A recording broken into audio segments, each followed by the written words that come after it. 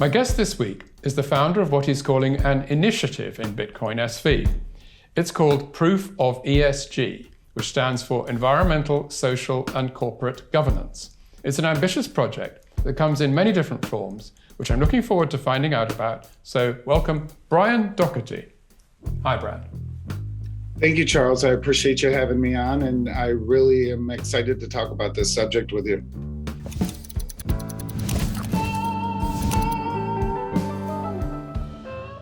You're listening to CoinGeek Conversations with Charles Miller. Let's just find out about Proof of ESG. If I simplified it by saying that it's an initiative that's trying to make the world a better place, that almost sounds simplistic, but is that sort of a fair description? It is a fair description. I mean, even more greener place, right? To where we have all of these different, initiatives that are out there now for environmental, social, and corporate governance.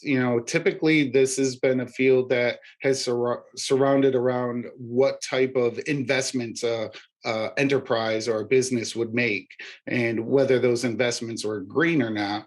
And I think this is an entire cultural change, because we have these emerging technologies now, blockchain, RFID, IoT devices that really allow us to not just measure, these type of carbon footprints, but authenticate that information. And then these emerging technologies really start to transform the enterprises and incentivize them to go green because of the cost savings and because of the benefits and features that they're able to start integrating into their business now. It's an interesting one because the popular media do not associate blockchain with anything green, basically. In fact, the absolute opposite. But you are saying more blockchain will make the world a greener place, it's a difficult message you've got a lot to educate people about.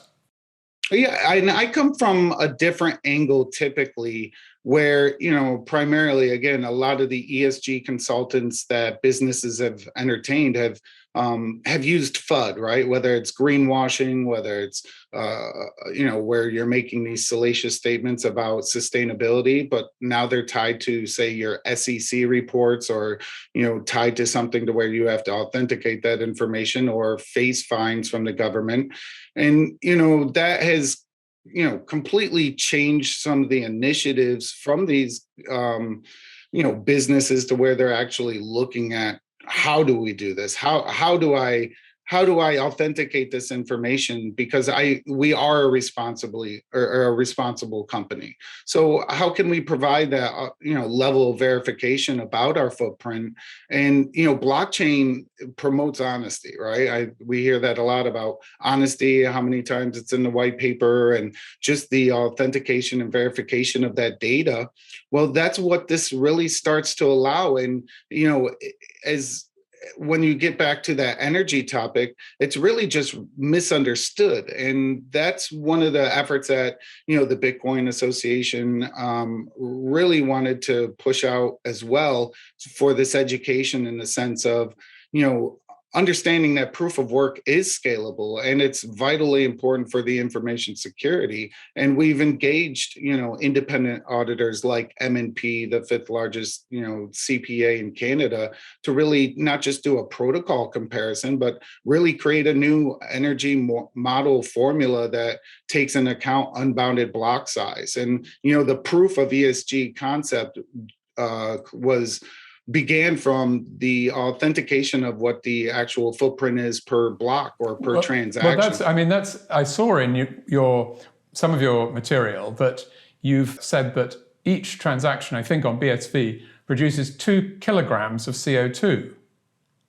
That's an extraordinary figure, and makes me sort of think I shouldn't use BSV or the blockchain at all. Certainly not use it to register every single move that I'm making in a video game. It's an argument against using the blockchain, I would have thought.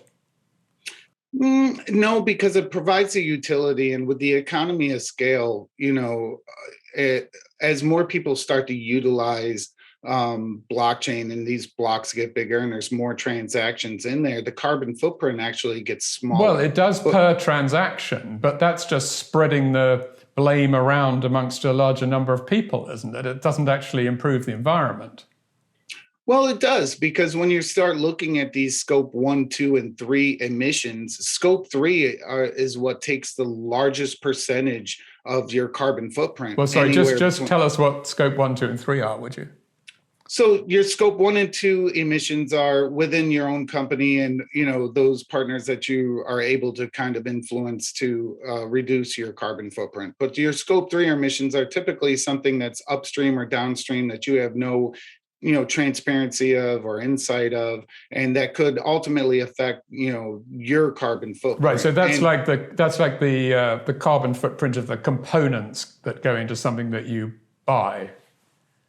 Absolutely. And as you start to look at these value chains, these digital thread chains, blockchain facilitates the breaking down of those data silos. So what you're saying is that we can have a much more granular understanding of the problem. But what I'm not sure about is how are we going to get from there to solving the problem?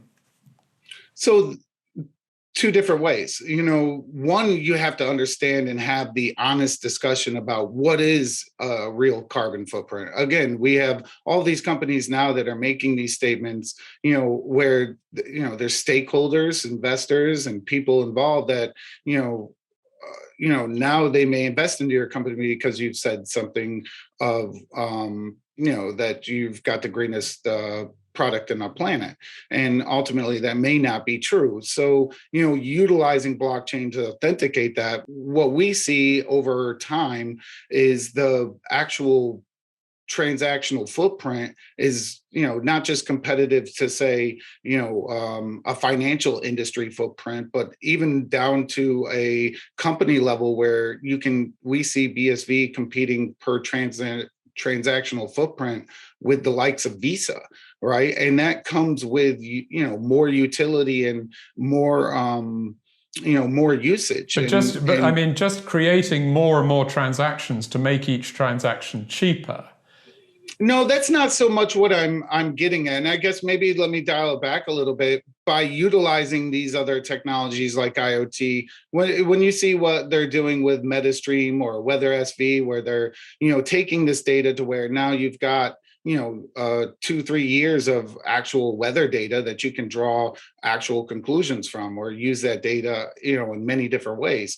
Now that gives you a basis of information immutable data. Now, when you start utilizing these technologies to create efficiencies, right now, and that would include, say, the growing of an acre of hemp. Well, how much carbon do you know it sequesters? You don't. You know that it has this, very powerful carbon sequestering ability, but every crop is going to change. So, working with partners like Pure Shenandoah, we're measuring 22 different growing points, including atmospheric data, to really understand the growth and the carbon sequestering of those technologies, of that plant or of that crop. When you start to, see how blockchain kind of transforms and creates these new efficient enterprises, now you can start to say, okay, the utility of this innovative technology really changes the dynamics of, when you look at history, when we use the telegram, first we started out with smoke signals. That took energy. Then we moved to the telegram. That took energy. You got a little bit of utility out of it. As you fast forward and then you get to the server and the microchips and you're able to use the internet, that gave you more utility. Does it use more energy? Absolutely, right? But as we go into this next industrial revolution utilizing blockchain, it really does provide this foundation for not just, efficiency and utility, but, to authenticate this data and break down these data silos and integrate a lot of more information where you can make better decisions. And now you have more utility than you ever had before. But before we leave the question of hemp, you've got a special sort of like project that involves hemp, I think. Can you just tell me a bit about that? Sure. So we have a couple different avenues that we're exploring with hemp. We work with a farmer down in Virginia, Pure Shenandoah, and they've been in the hemp industry for years, creating CBD and creating hempcrete, right, sustainable materials, and creating other things like 3D or the 3D hemp printing materials. Well, so is hemp a big sort of agricultural product? I wasn't really aware of that. It should be. It should be much bigger than it is today, right? Because of all of the benefits of hemp that you can get out of it. Besides the carbon sequestering technologies, it actually helps improve the soil tremendously. Right. Okay, so what is special about hemp in terms of carbon then? So you can get 2 crops a season, pretty much almost anywhere, maybe not here in New Hampshire where there's snow on the ground. But, you can get 2 crops per season at, I forget what the actual, it's like 1.2 tons of carbon, sequestering per acre.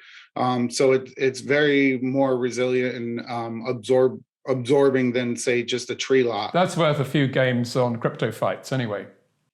Yeah, absolutely. And, by tying that into, you bring up a great point by, tying that into, say MR Megawatt and Friends, which is a sustainable gaming and sustainable NFT platform that we're working on. Now you can offer, the everyday individual who is concerned about their own carbon footprint, whether it's Satoshi flying around the world and he wants to, try to offset that footprint on his own, he's able to kind of play this game and have fun with it. And where it's sponsored by, Pure Shenandoah and other hemp farmers, we can start to really offer them the ability to plant more hemp and, provide these materials to just explain how that's going to work then. How do I get from my blockchain transactions to more hemp being planted? What's the business relationship there? So the first level of what we have to do is authenticate the actual carbon sequestering technologies. And that's the same thing with the ESG stamp, where you have to, have a basis of what that actual footprint is. So we're working with them now. As I said, this is all new industry breaking stuff because nobody's ever really done this, right? And so now you have an actual value. But the way that it works for, say, you, because you have that value and you say you go on, you play the game, it's sponsored. So eventually here, there'll be a haste-like leaderboard where, it's you're incentivized to play because you do get, a micro payment back if you're on the leaderboard, but a portion of all those fees, 85%, go right to Pure Shenandoah. You're also able to kind of purchase an NFT, which we call the Hemp Power Up, to be able to, help these farmers where, the price of, by purchasing that, you're basically purchasing a small plot or a few plants that they're going to be able to grow the next season. So but they get the profits out of that. They're simply just getting a bit of a financial handout to make their hemp planting more attractive to them, right?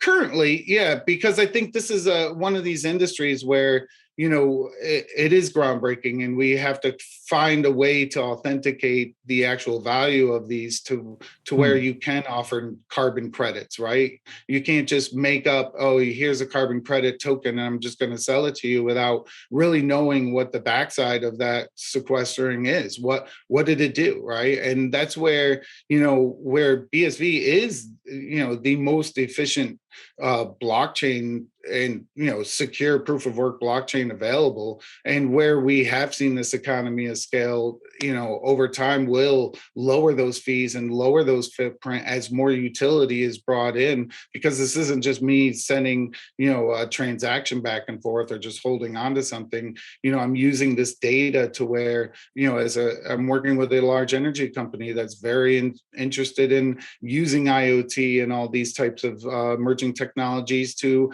understand the actual carbon footprint of natural gas, right? And you're talking from pulling it out of a well to, sending it or liquefying it, putting it on a ship, regasifying it, sending it through all sorts of, pipelines and adding odorant and separating oil and water and methane and ending up to the consumer. Well, that's a global process. You might be able to fit it all on one pitch, right? But ultimately, when you're looking at all these functions, it does take connectivity, IoT, and then where does that data go, and how can you authenticate that data in the future? This is you referred in passing to the ESG stamp initiative, and is that what could help with the process you've just described? Yeah, absolutely. Because now you can, authenticate not just what the actual footprint is of, say, the BSV blockchain on any given block or per transaction, but now you can take this data and now you're authenticating each portion of when that gas passes through there. But who's going to be the authority that sort of validates how much energy is being used at those various stages? I'm not sure whether is it the company themselves that sort of make a declaration about it, or how do we know that the data that's going into this would be valid? It's a great point. So a lot, in the case for the energy companies, they are already working with, legacy ESG type of reporting companies to where they're already taking some of this data in. It's just that they're not utilizing it, and they're not really able to store it in a way that could be used in the future. But are you proposing setting up some kind of alternative committee or authority through which who would authenticate the declarations made by different industries and say we give you the ESG stamp because we are confident that you've done what you said you've done, kind of thing?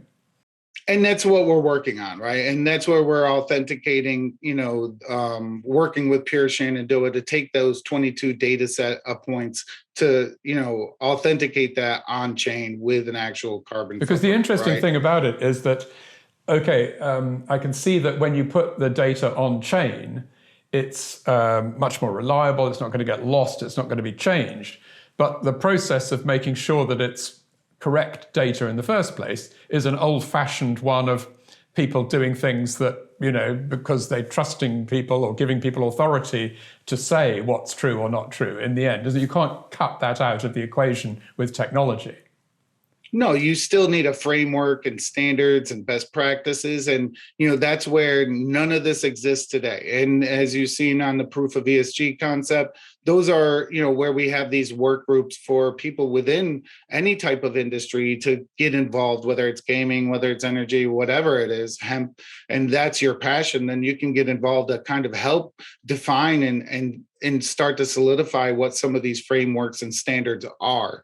And, that's not coming from just me, that's coming from, people like Dr. Shukla from the University of New Brunswick and, Kevin Stover and all sorts of different people that are participating, that do see the value of having this authenticated data, right? And do want to have substantive data, as you're saying. And by using, these IoT devices, we're using everything from drones and cameras and, atmospheric measuring devices that are, just like an elevator that, there's a technician that comes by and authenticates that it's calibrated, right? So once you're getting this data, it's a matter of utilizing it as well. And that's where blockchain also comes in, because it's not just the event streaming or the storage, but it's also the computational power of this distributed, small world network that you can start to use all sorts of, cool and analysis and metrics and pull that right back out of it. So you're saying that rather than having, say, a person with a clipboard going around and asking people questions, the technology would allow data capturing that would avoid any potential mistakes and could be verified because you could tell exactly where it had come from and when and all that sort of thing. So so in that sense, it is it does provide a verification through the technology and not simply because the person who's telling you what it's produced is somebody you can trust. Absolutely. I mean, and that guy with the clipboard absolutely exists today, right? I mean, so it is much more efficient and it is in real time. And I mean, again, these are global industries to where it's not just in a 100-acre plot in Texas, right? You have all of these different players along the line as well. And you really do want to begin to work across that, value chain to be able to understand what that footprint is, and that's where they're incentivized to do it, because by utilizing blockchain, again, in many different ways, whether it's a governance token, whether it's for cybersecurity, whether it's, for just as a rail, there's different ways that blockchain could be used. And, because of the unbounded block size and, the stability and scaling of, say, the BSV network, it really makes it, sensible to, you can do this, you can hook up an IoT device and stream some of this data with, $194 per kilobyte fees on Ethereum. You would have to do it with something that offers micropayments and, nano payments. And that's where, this really is a great fit to authenticate ESG reporting right now. I mean, it sounds like you're going to have a chance to spread these ideas on quite a big stage, because you've been appointed as subject matter expert for an organization called Cybersecurity and Information Systems Analysis Center. How do you pronounce the acronym of that? CSIAC or something? Yeah, I'm not sure. CSIAC is the way I go about it.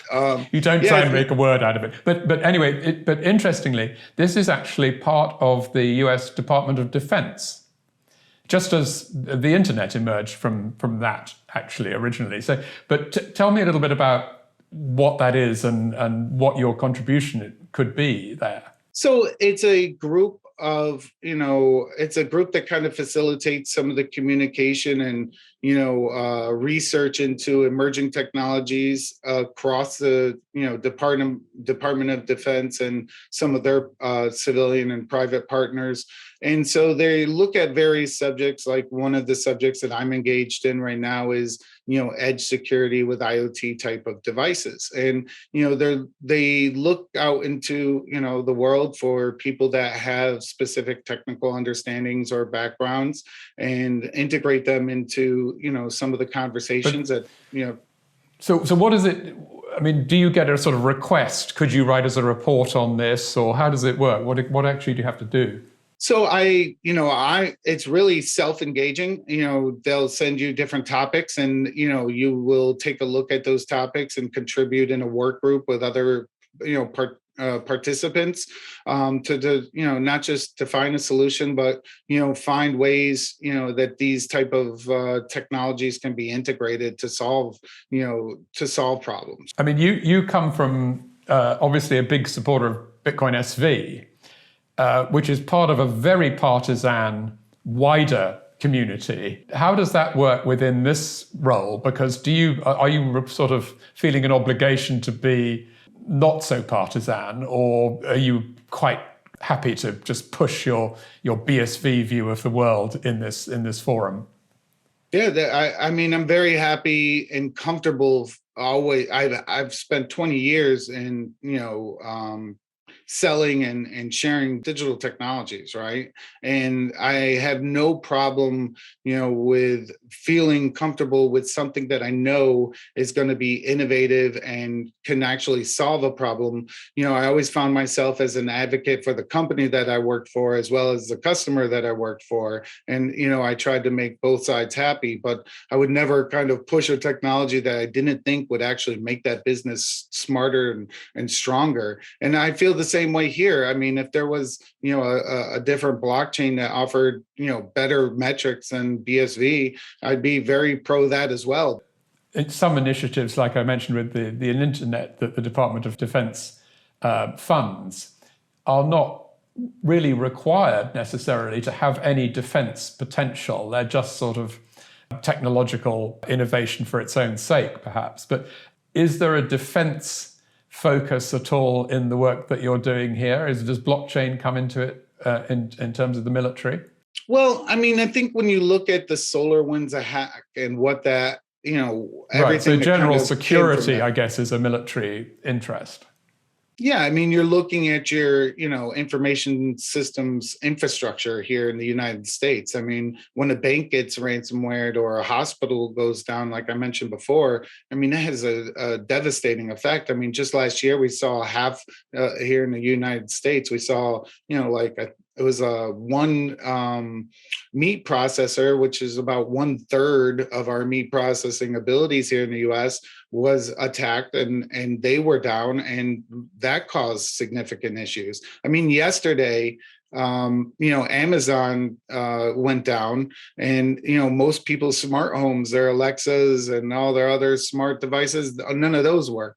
So it starts to have an effect on the infrastructure, for everyday, citizens, and that's where, a lot of these things are very important. IoT edge device, that edge security is extremely important, especially where we have so many people working from home because of COVID. And, they don't typically have the same, security that they would have, at their business place, right?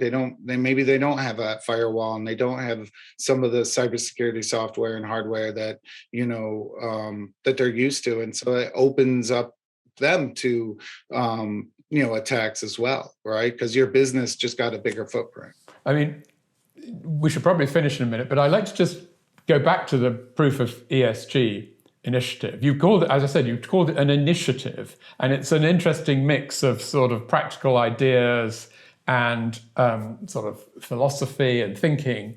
I mean, how are you going to sort of push that forward? Let's say we're at the beginning here of 2022. In the next year, say, what would you hope will come out of that? Is it a sort of a sort of thought leader project, or is it more practical than that, or how do you see it going?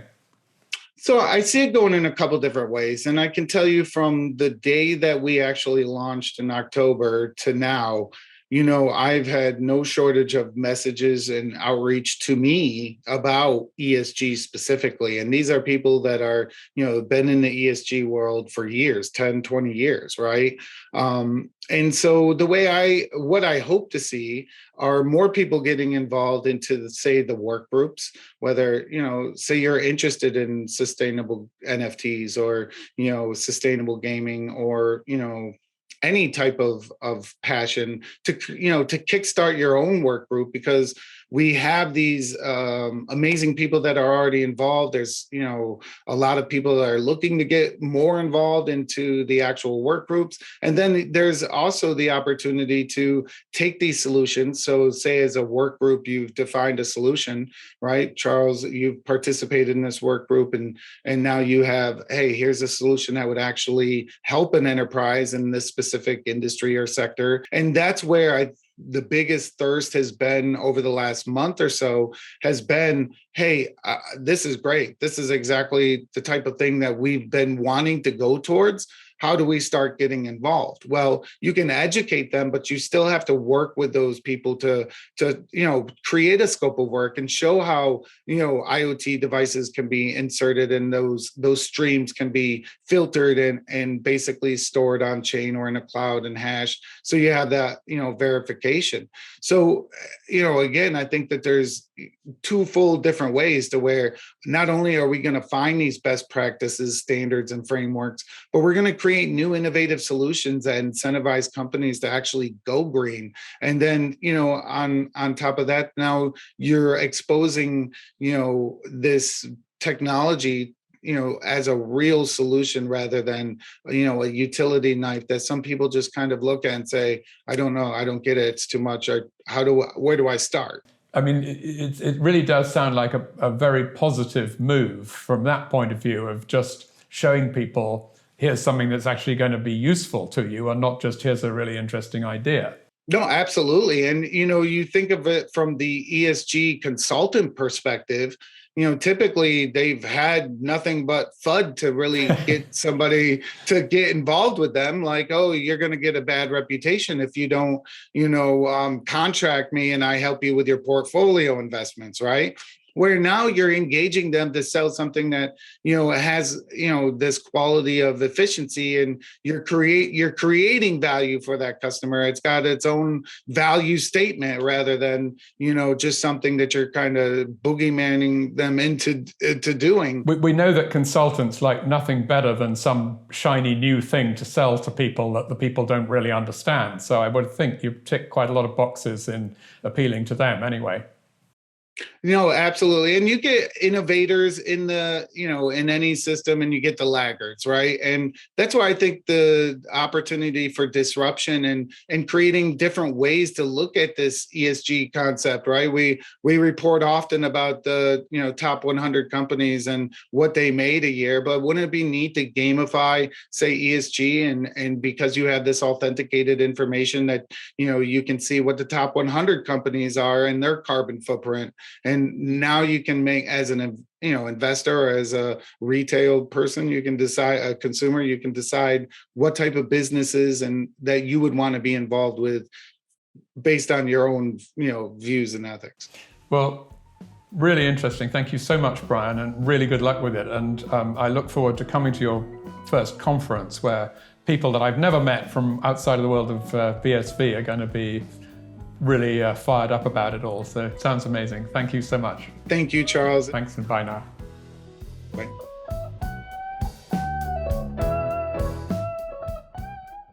Thanks very much to Bryan Daugherty. And you can find out more about Bryan's Proof of ESG initiative on its website, which is esgstamp.org.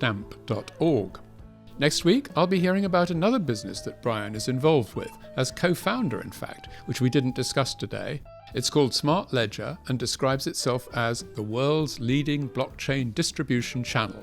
I'll be talking to Micah Crouchsheed, SmartLedger's CCO, who also happens to be an amazing musician, so perhaps we'll touch on that too. So please join me, Charles Miller, for another CoinGeek conversation next week.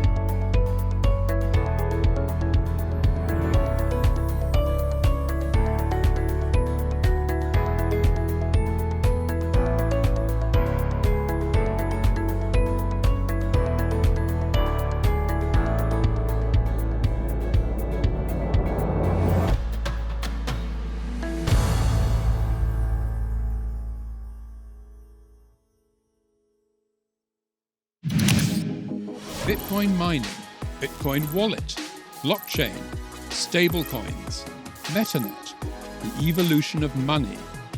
Everybody is talking about Bitcoin today, but what exactly is it?